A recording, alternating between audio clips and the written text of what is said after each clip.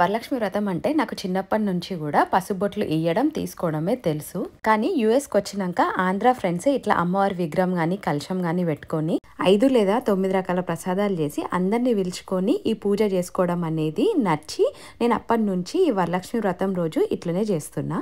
నేను కలశం పెట్టుకున్న కానీ అమ్మవారి విగ్రహం పెట్టుకొని లలిత సహస్రనామాలు చదువుకొని లక్ష్మీ అష్టోత్తరం చదువుకుంటూ కుంకుమ పూజ చేసుకొని ఆ తర్వాత హారతిస్తా అమ్మవారికి 9 రకాల ప్రసాదాలు పెడతా. ఈసారి అన్ని రకాల బీన్స్తో కలిపిన వడలు, ఉనికేసిన శనగలు, తోటకూర పల్లీ rice, carrot rice, curd rice, శనగపిండితో వేసిన పునుకులు, Bambino sweet, dry fruit laddu, సీరా ఇవన్నీ ప్రసాదాలు చేసిన.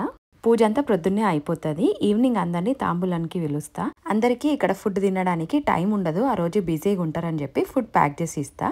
ఈసారి 3 రెసిపీస్ కొత్తవి ట్రై చేసిన. ఫస్ట్ వన్ తోటకూర పల్లీ రైస్, నెక్స్ట్ ది రవ్వ లడ్డు షుగర్ వేయకుండా డేట్స్ ని పేస్ట్ లాగా చేసి డేట్స్ రవ్వ లడ్డు చేసిన. అట్లనే అన్ని రకాల బీన్స్ కలిపి వడలు చేసిన.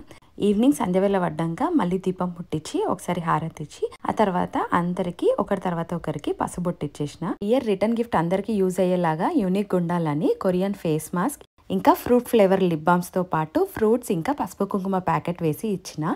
తోటకూర పల్లీ రైస్ అండ్ డేట్స్ రవ్వ లడ్డు రెసిపీ కావాలంటే కమెంట్ చేయండి. అట్లనే మీరు మీ పండుగను ఎట్లా సెలబ్రేట్ చేసుకున్నారో కూడా కమెంట్ చేయండి. For more videos, do follow Divya's Muchatlu.